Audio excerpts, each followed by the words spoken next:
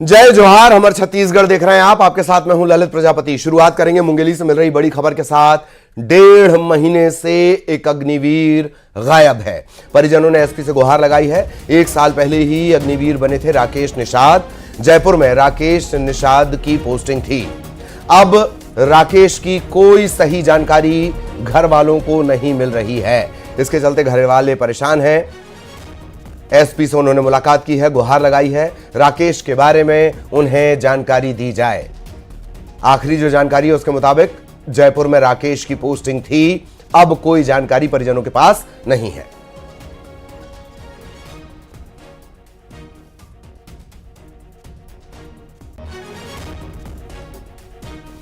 तो सबसे बड़ा सवाल घर वालों के लिए यही बना हुआ है और अब पूरे मुंगेली वालों के लिए सवाल बड़ा बन गया है कि आखिरकार कहां है अग्निवीर राकेश निषाद। जयपुर में राकेश निषाद की पोस्टिंग थी। सही जानकारी मिल नहीं रही है, परिजन परेशान हैं। परिजनों ने एसपी से भी गुहार लगाई है। मुंगेली से इस वक्त की बड़ी खबर आपको बता दें, 1.5 महीने से इस अग्निवीर की कहीं कोई जानकारी नहीं मिल रही। 1.5 महीने से राकेश से घर वालों का कोई संपर्क नहीं। जयपुर में राकेश को पोस्टिंग दी गई थी। 1 साल पहले अग्निवीर बना है और अब घर वाले चाहते हैं कि पुलिस इसमें हस्तक्षेप करे।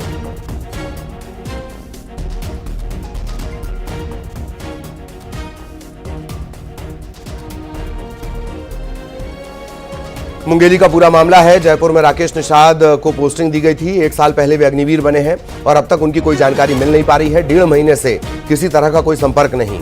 इसी के चलते घर वाले परेशान हैं। एसपी ऑफिस उन्होंने गुहार लगाई है और एसपी से इस मामले में राकेश का पता लगाने की मांग की गई है।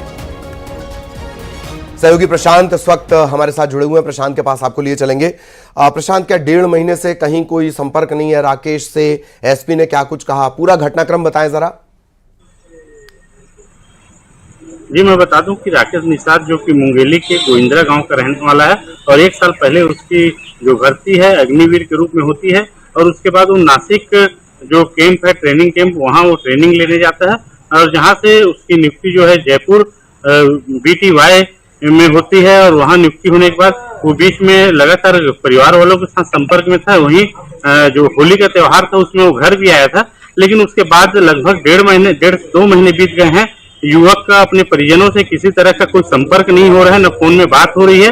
और जब परिजन जो कैंप है वहां संपर्क करने का प्रयास किए तो वहां से उनको ये जानकारी मिल रही है कि जो राकेश निषाद है वो दीवार फांद कर वहां से चला गया है। लेकिन उसके बावजूद भी जो परिजन है उनको ऐसा कोई जवाब नहीं मिल पा रहा है जिससे परिजन संतुष्ट हो सके।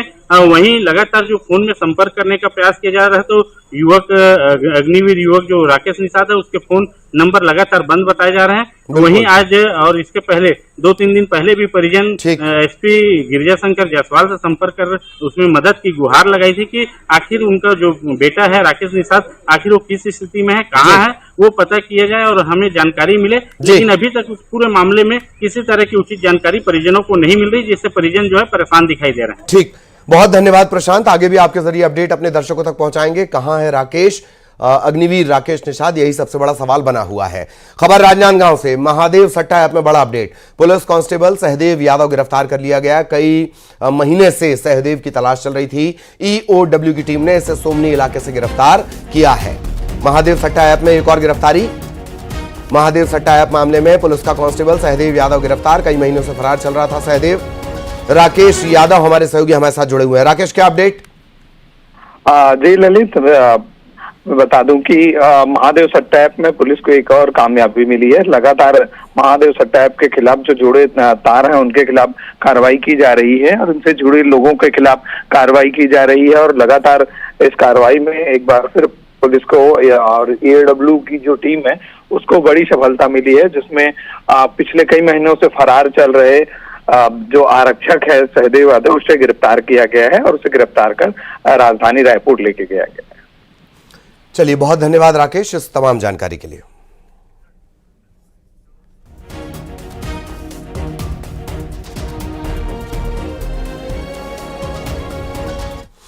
और अब खबर सियासत से जुड़ी हुई। छत्तीसगढ़ में बीजेपी कार्य समिति की एक बड़ी बैठक हो रही है। बैठक में केंद्रीय मंत्री मनोहर लाल खट्टर पहुंचे हुए हैं। सीएम विष्णुदेव साय इसमें शामिल हैं।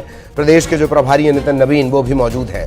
2000 से ज्यादा पदाधिकारी इस बैठक का हिस्सा बने हैं। इस बैठक में निकाय और पंचायत चुनाव को लेकर भी मंथन हो रहा है। आने वाले चुनाव को लेकर नेताओं को टास्क दिया जाएगा। आने वाले दिनों में संगठन की कार्य योजना पर भी इस दौरान क्या कुछ होगा, कार्य योजना को लेकर भी चर्चा हो रही है।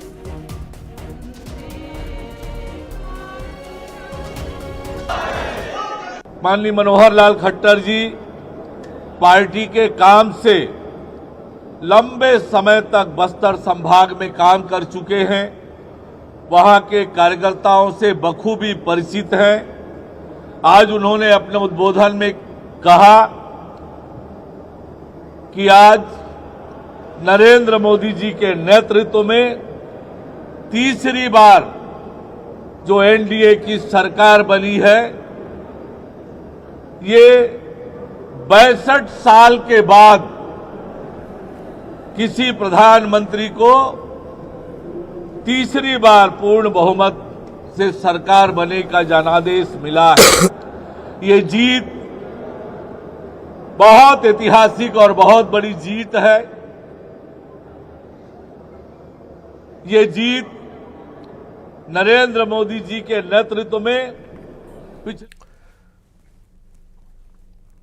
और सीधा आकाश इस वक्त आपको नजर आ रहे होंगे। आकाश के पास हम आपको लिए आए हैं।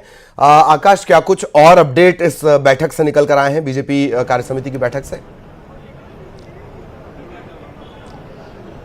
जी, बीजेपी की कार्य समिति की बैठक सुबह से चालू हुई है, जो लगातार चल रहा है बैठक। यहाँ पर करीब 2000 से अधिक जो है कार्यकर्ता और पदाधिकारी मौजूद है। ऑडिटोरियम में बैठक चल रहा है। केंद्रीय मंत्री मनोहर लाल खट्टर मौजूद है। मुख्यमंत्री समेत तमाम जो मंत्री, सांसद और संगठन के पदाधिकारी हैं वो मौजूद हैं। बड़ी लंबी चर्चा हो रही है, विस्तार से चर्चा हो रही है। और अभी हाल ही कुछ देर पहले ही राजनीतिक प्रस्ताव लाया गया है। इस प्रस्ताव में राहुल गांधी के उस बयान का विरोध किया गया है जिसमें विपक्ष में रहते उन्होंने भाजपा पर आरोप लगाए थे कि जब भाजपा की सरकार बनेगी तो संविधान को खतरा होगा। राम मंदिर के मुद्दे पर भी सवाल उठाया गया था। तो ये सब तमाम जो मुद्दे हैं उसका विरोध किया गया है। इसके साथ ही नगरीय निकाय चुनाव की तैयारियों को लेकर एक तरीके से बिगुल फूंक दिया गया है। कार्यकर्ताओं को सीधे कहा गया है कि नगरीय निकाय चुनाव में जुट जाएं और जो विधानसभा, लोकसभा में एक बड़ा लक्ष्य भाजपा ने हासिल किया है, बड़ा वोट परसेंटेज, बड़ी जीत हुई है, उसको इसी तरीके से काबिज रखना है, आगे बढ़ाना है। और कार्यकर्ताओं ने भी इसका समर्थन किया है। इसके साथ ही जो आगामी रणनीतियों पर चर्चा हुई है, संगठन के विस्तार पर भी बात हुई है और बैठक लगातार जारी है। जी चलिए, बहुत धन्यवाद आपका आकाश इस तमाम जानकारी के लिए। आगे भी आपके जरिए अपडेट अपने दर्शकों तक पहुंचाएंगे। सहयोगी आकाश विस्तार से जानकारी दे रहे थे।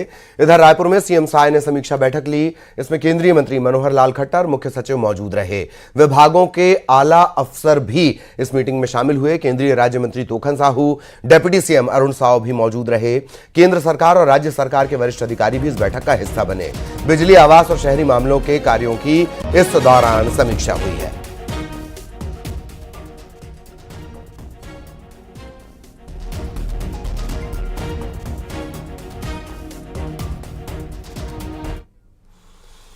तो रायपुर में कांग्रेस की भी बैठकें चल रही हैं। मैराथन बैठक आज है दूसरा दिन। राजीव भवन में कांग्रेस की बैठक चल रही है। दीपक बैज, भूपेश बघेल, चरणदास महंत इस बैठक में शामिल हैं। टीएस सिंहदेव समेत तमाम दिग्गज नेता इस बैठक में मौजूद हैं। रायपुर दक्षिण उपचुनाव को लेकर रणनीति बनेगी। नगरीय निकाय चुनाव है, आगामी आंदोलन है, उनकी रूपरेखा पर भी चर्चा चल रही है। रायपुर से सहयोगी तनु हमारे साथ जुड़ी हुई है। तनु के पास आपको लिए चलेंगे। तनु, कांग्रेस की भी बैठकों के सिलसिले चल रहे हैं, क्या कुछ इस बैठक से निकल कर आया है? तनु जी बिल्कुल, देखिए विधानसभा और लोकसभा चुनाव में बड़ी हार के बाद लगातार कांग्रेस में मैराथन बैठकों का जो है वो दौर चल रहा है। बीते दिनों जिला अध्यक्षों के साथ उनके परफॉर्मेंस को लेकर 1-to-1 चर्चा हुई, जिसके बाद कार्यकारिणी की बैठक भी कांग्रेस में हुई। और आज करीब 12 बजे से कांग्रेस मुख्यालय में वरिष्ठ नेताओं की जो थी वो बैठक थी और इसमें कई एजेंडे जो है वो रहे हैं। और इस बैठक में सबसे पहले संगठन को कैसे मजबूत किया जाए इस पर जो है वो चर्चा की गई है। साथ ही वरिष्ठ नेताओं से संगठन को मजबूत करने को लेकर सुझाव लिया गया है और इसके अलावा पंचायत चुनाव और नगरीय निकाय चुनाव को लेकर भी जो है मंथन किया गया है, क्योंकि आगामी चुनाव में कांग्रेस का बेहतर परफॉर्मेंस रहे, इसके लिए रणनीति जो है वो तैयार की गई है। साथ ही 22 जुलाई से मानसून सत्र जो है वो होने वाला है। ऐसे में मानसून सत्र के दौरान सत्ता पक्ष को किन किन मुद्दों पर घेरा जाए, इस पर रणनीति बनाई गई है। साथ ही कांग्रेस जो है मानसून सत्र के दौरान विधानसभा घेराव को लेकर भी रणनीति बना रही। तो ये तमाम मुद्दे रहे हैं जिस पे आज बैठक की गई है। इसके साथ ही सबसे मेन फोकस संगठन को मजबूत करने पर रहा है। साथ ही रायपुर के दक्षिण विधानसभा सीट में उपचुनाव को लेकर भी गहन चर्चा इस बैठक में जो है वो की गई। जी चलिए, धन्यवाद तनु। लेकिन आप हमारे साथ बने रहिएगा, कुछ और अहम खबर को लेकर आगे हम तनु से चर्चा करेंगे। एक और बड़ी खबर की बात करेंगे। रायपुर में कांग्रेस दफ्तर के बाहर अभी आपने देखा कि बैठक चल रही है और कांग्रेस दफ्तर के बाहर नारेबाजी भी चल रही है। मेयर एजाज ढेबर के समर्थक नारेबाजी कर रहे हैं। रायपुर दक्षिण सीट से एजाज ढेबर की दावेदारी को लेकर ये नारेबाजी हो रही है। दीपक बैठ से टिकट मांगा जा रहा है। मेयर एजाज ढेबर के जो समर्थक हैं वो नारेबाजी कर रहे हैं। एक तरफ अंदर बैठक चल रही है, इसके बारे में तनु अभी जानकारी दे रही थी। बाहर नारेबाजी चल रही है। देखिए कांग्रेस को, अंदर बैठक चल रही है, मंथन चल रहा है, बाहर एक्शन दिख रहा है। कांग्रेस दफ्तर के बाहर मेयर एजाज ढेबर के समर्थक नारेबाजी कर रहे हैं। रायपुर दक्षिण सीट जो खाली हुई है उस पर उपचुनाव होना है, उसे लेकर ये सारी कवायद हो रही है, ये नारेबाजी चल रही है। देखिए दक्षिण का प्रत्याशी करता हूं,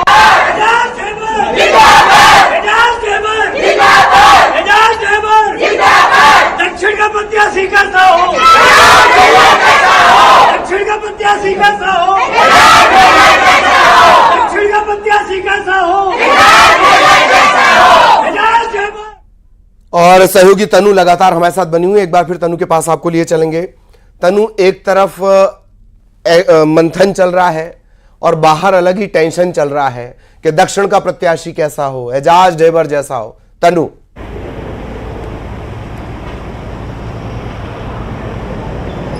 जी बिल्कुल, देखिए रायपुर दक्षिण विधानसभा सीट में दावेदारी को लेकर जो है वो होड़ मची हुई है और सभी अपने अपने लेवल पर जो है टिकट पाने के लिए प्रयास कर रहे हैं। और इसी बीच क्योंकि आज कांग्रेस भवन में वरिष्ठ नेताओं की बैठक थी, सभी वरिष्ठ नेता कांग्रेस मुख्यालय में मौजूद थे। ऐसे में सभी का ध्यान आकर्षित करने के लिए महापौर एजाज ढेबर के समर्थकों के द्वारा वहां पर नारेबाजी की गई और इस नारेबाजी में मांग की जा रही थी कि महापौर एजाज ढेबर को रायपुर के दक्षिण विधानसभा सीट के लिए टिकट दिया जाए। और बैठक समाप्त होने के बाद नारेबाजी करते हुए महापौर एजाज ढेबर के समर्थक जो है कांग्रेस मुख्यालय के अंदर गए और अंदर जाने के बाद पीसीसी चीफ दीपक बैस से उन्होंने मुलाकात की है और पीसीसी चीफ दीपक बैस से एजाज ढेबर को टिकट देने की मांग जो है उनके समर्थक लगातार कर रहे थे, जिसके बाद पीसीसी चीफ से बात होने के बाद भी समर्थक वहां पर नहीं रुके और कांग्रेस भवन के बाहर भी लगातार नारेबाजी जो है वो देखने को मिल रही है। तो लगातार दक्षिण विधानसभा सीट को लेकर कवायद जो है वो जारी है और सभी अभी अपने लेवल पर टिकट पाने की कोशिश में जो है वो लगे हुए हैं। जी चलिए, बहुत धन्यवाद आपका इस तमाम जानकारी के लिए। सहयोगी तनु विस्तार से जानकारी दे रही थी। खबरों में आगे बढ़ेंगे। कोयला घोटाले से जुड़ा बड़ा अपडेट आपको बता दें। निलंबित आईएएस रानू साहू की जमानत याचिका खारिज हो गई है। एसीबी और ईओडब्ल्यू की विशेष कोर्ट में सुनवाई हुई थी। कल जमानत याचिका पर कोर्ट में बहस हुई थी। आज बड़ा अपडेट ये कि जमानत याचिका खारिज। छत्तीसगढ़ में कोल घोटाले से जुड़ा बड़ा अपडेट आपको बता दें।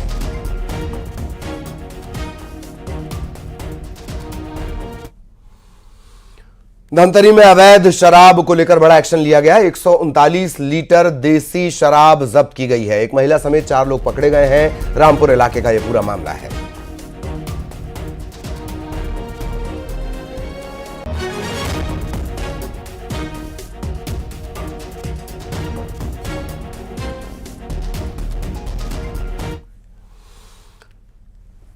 जशपुर में मवेशी तस्करों पर एक्शन हुआ है। 42 मवेशी तस्करों के साथ 42 मवेशियों के साथ एक तस्कर को गिरफ्तार किया गया है। ट्रक के जरिए मवेशियों की तस्करी हो रही थी। 3 लोग फरार भी हो गए, इनकी तलाश की जा रही है।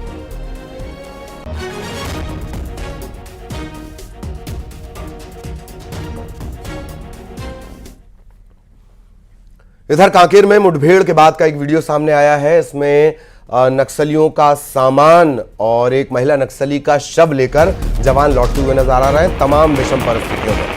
इधर चलना उधर महिला गड्ढा है, नक्सली इधर का से शव चलना। बरामद किया गया था। पीछे सर्च वाले को ऑपरेशन देना के दौरान इस शव को ये शव मिला है, साथ ही सामान मिला है। पीछे वाले को उठा देना। इस सारी जब्ती को लेकर जो जवान हैं वो तमाम विपरीत परिस्थितियों का सामना करते हुए वापस बेस कैंप की तरफ लौट रहे हैं। 8 जून को पुलिस और नक्सलियों में मुठभेड़ हुई थी। कर रहे हैं क्योंकि हम लोग जिस जगह पे हैं वहाँ पे पानी दूर दूर।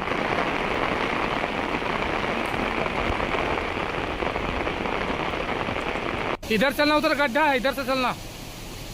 पीछे वाले को देना सपोर्ट। बीच वाले को पीछे वाले को उठा दे। बस्तर में अब नक्सलियों के मूवमेंट पर यूएवी से 200 किलोमीटर के दायरे में निगरानी हो सकेगी। सैटेलाइट रडार के जरिए भी इलाके पर नजर रखी जाएगी। बड़े ड्रोन में भी नक्सलियों की मूवमेंट को कैद किया जा रहा है। रडार का कनेक्शन सीधे सेंट्रल मॉनिटरिंग कंट्रोल रूम से होगा। इनपुट के आधार पर नक्सल ऑपरेशन चलाया जाएगा। 15,000 फीट की ऊंचाई से यूएवी नक्सल एरिया पर नजर रखेगा। बारिश में भी जंगल के अंदर की तस्वीरें ली जा सकेंगी। सुरक्षा बल अब नक्सलियों पर बड़ा प्रहार करने की तैयारी में हैं।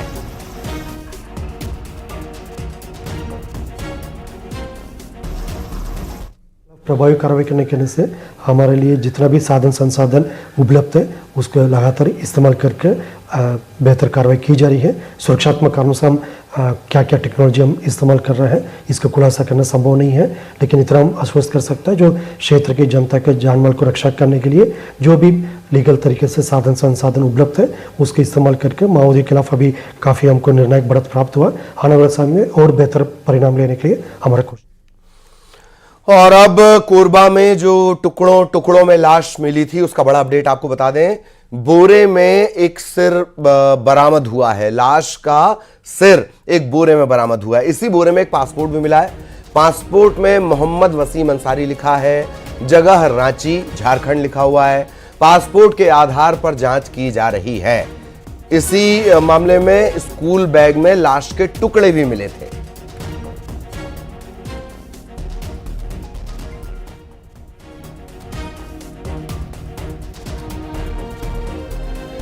चौकी चैतमा थाना पाली क्षेत्र के अंतर्गत ग्राम गोपालपुर में एक डैम के पास में 2 बोरे और एक पिट्ठू बैग में कुछ कटे हुए हालत में शव बरामद हुआ है। लगभग एक पुरुष का लग रहा है जो 30 लगभग की उम्र का होगा और उसके हाथ में और पैर मिले हैं।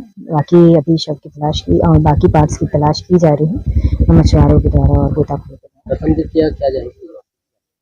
अभी जांच चल रहा है, शिनाख्ती का भी प्रयास किया जा रहा है।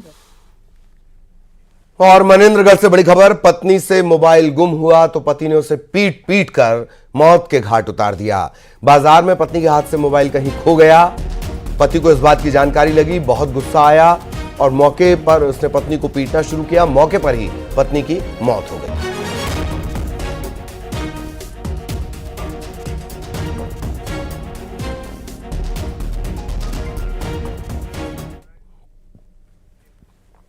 और रायपुर में अवैध कब्जे पर चला है बुलडोजर। सरकारी जमीन पर लंबे समय से बेजा कब्जा, अवैध कब्जा करके रखा गया था। इसके अलावा जो आरोपी है उस पर अवैध गतिविधियों से जुड़े होने के भी आरोप हैं। इसे नोटिस जारी किया गया था, नोटिस का कोई जवाब नहीं मिला और उसके बाद इस अवैध कब्जे को तोड़कर जमीन को मुक्त करा लिया गया।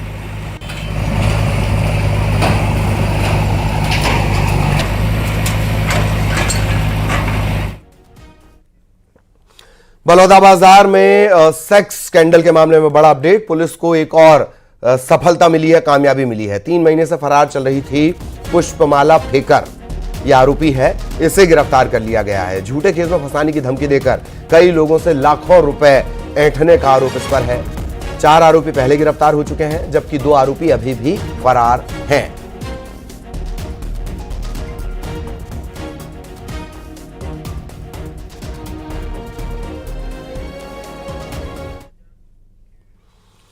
इधर रायपुर में कैदी जिला अस्पताल से फरार हो गया। इसने जेल प्रहरी को चकमा दिया, खिड़की तोड़ी और फुर्र हो गया। रायपुर सेंट्रल जेल में बंद था, विचाराधीन कैदी था, ये फरार हो गया है। जेल प्रहरी की शिकायत पर एफआईआर दर्ज की गई है और फरार कैदी की तलाश जारी है।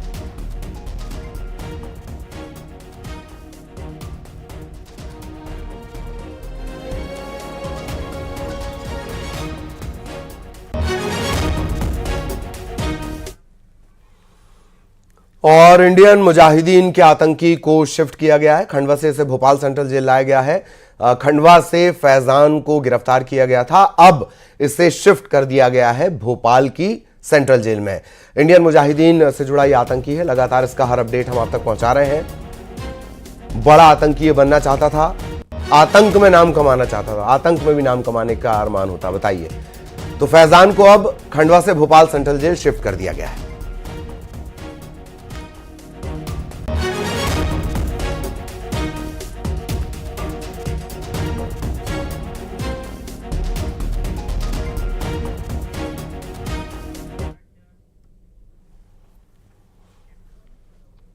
और अब टॉप 20